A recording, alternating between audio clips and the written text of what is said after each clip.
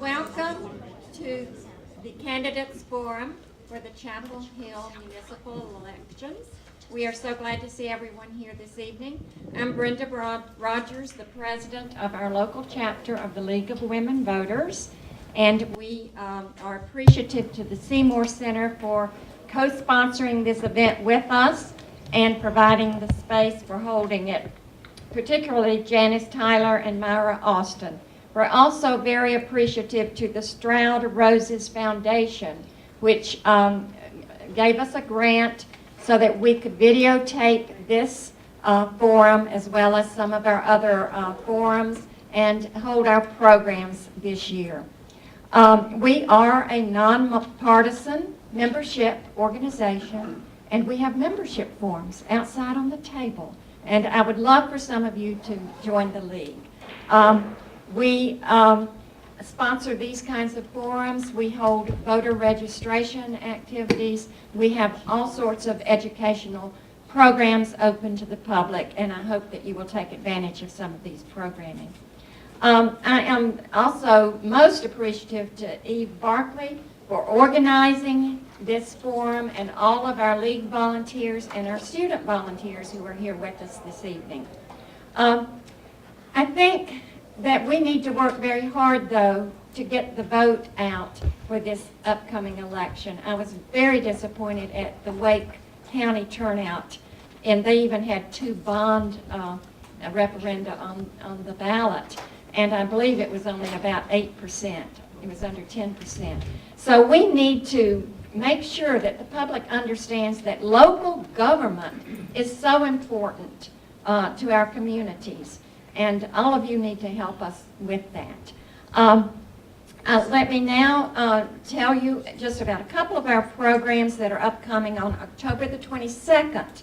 We are doing a program. Janet Hoy, our vice president, has been working very hard putting together a speakers bureau on the Affordable Care Act. And she's going to be sharing that program with us. It will be at 7 p.m. October the 22nd at Extraordinary Ventures on South Elliott Road. And then on November the 20th, we will have a luncheon program, and former Senator Ellie Kinnaird will be talking about how she is organizing to help people get a voter ID, a valid voter ID, and work on implementing the new voter law.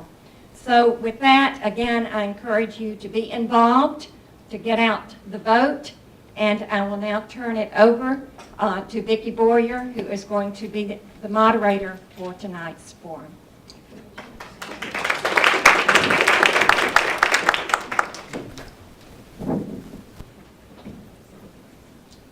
Hi, again, I'm Vicki Boyer. I'm going to be your moderator tonight, and we thought we would start off a little differently tonight and ask our Mayor, Mark Kleinschmidt, to come have a seat right here in the chair with his name on it, and he and I are going to have a little conversation for a few minutes. Good evening. Good evening. You got your name tag, I see. Oh, yes. Well, I'd like to start out by asking, what question have you been asked the most often at all the forums you've been to? And what kind of answers have you given to that question? What's the most popular subject matter yet on the forum circuit? Well, I think people at Chapel Hill are really concerned now that they've invested all this time and all this energy in creating a comprehensive vision for our community during the Chapel Hill 2020 process, that they're anxious to now know how that engine's going to get revved up and how the details of that plan are going to come to fruition. We have thousands and thousands of people now in Chapel Hill who are engaged with local government in ways they never have been before. It's really one of the singular achievements, I think, of this current council to have been able to bring all of those people into rooms and onto computer websites and offer their comments and consolidate it into a vision for our community. And now they want to know what's next. How can we make this vision a reality?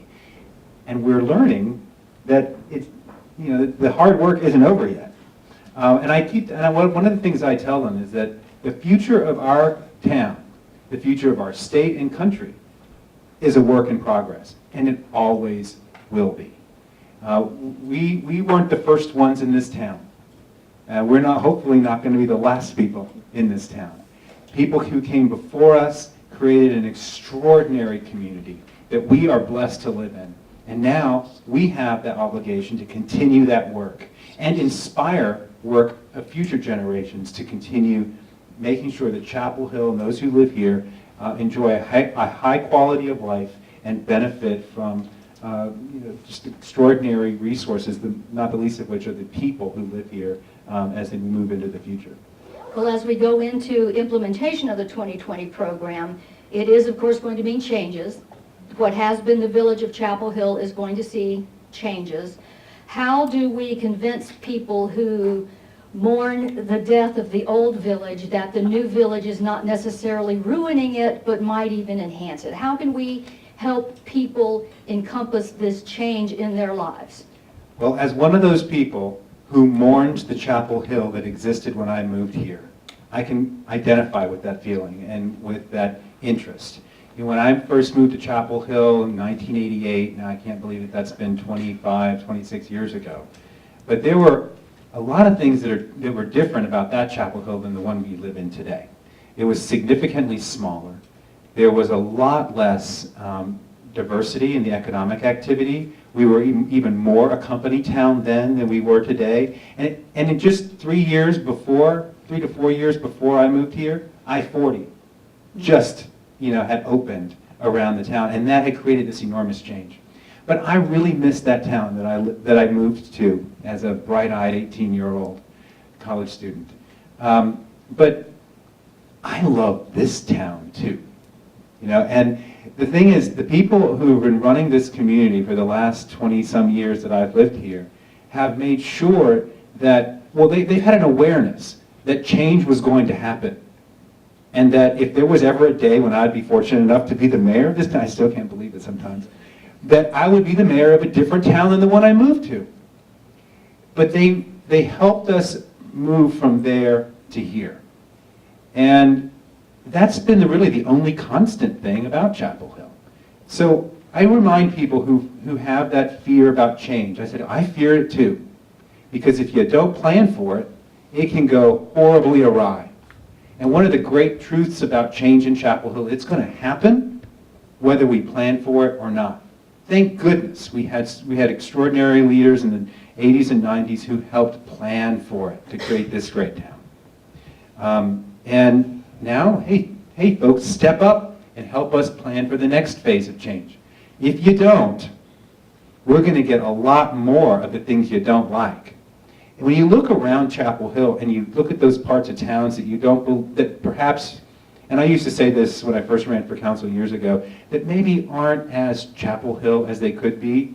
And a good example is like the shopping centers on the east side of town. Well, that sure isn't Chapel Hill. When you think of Chapel Hill, you think of Franklin Street, you think of kind of a village that has a semi-urban environment and this great transit system. Well, Eastgate and Rams Plaza, that's not that Chapel Hill. I believe that those were mistakes. We would never build a shopping center over a creek today, and that was just silly. But there we have it. It's there. A mistake was made, and largely because people didn't plan for it. Now, I spent a lot of time talking about our great leaders of the past, but that was a mistake they made. Now, those kinds of mistakes are going to continue if we don't plan now, because that kind of change is going to keep coming at us. Well, as we keep growing, as the population of Orange County gets larger, that means the population of Chapel Hill will also get larger. Can you name 3 perhaps specific mistakes you would like to avoid for the future? Mistakes to avoid for the future. I think it would be a mistake with the pressure of development that's on our town, I think it would be a mistake to abandon our rural buffer and our urban services boundary that we've created. Back even way before Chapel Hill did it in the 80s, the city of Portland did it in the 70s. Now, I don't think we necessarily need to be as big and as Portland, but the reason why today in 2013 Portland is held up as an example of great urban design and high quality of life, one of the reasons is because in the 70s they drew an urban services boundary. And they learned how to grow their town within it. And they identified what they loved about their town, and they replicated that. They looked at the things they didn't like about Portland, and they changed them. And that's I hope that that's what we can do, and we don't, because we feel the pressure of development and growth, that we give up on that urban services boundary. Because what we know will happen is what happened to Raleigh. In 1988, when I moved to Chapel Hill, Raleigh was a much smaller town. The airport had that one tiny little, the little tower. I mean, it's a tiny little airport. Now it's huge. They grew houses in those fields instead of crops. And now it's just a much more expensive place to live. It's more expensive for the city to manage it because you have to build more fire stations, you have to build more police stations, you have more miles that your city trucks and services have to travel. That's a much more expensive city to run because it grew in that awful way than Chapel Hill is. So if we can preserve our commitment to that, no sprawl in the face of this enormous growth, at least these growth pressures that we're feeling, I think we will serve our future generations well. Other changes, other things that I hope we don't give up. There's this renewed feeling, and if you haven't walked on Franklin Street lately, go tomorrow. Well, the kids are leaving, so it's fall break, so it's going to feel a little different.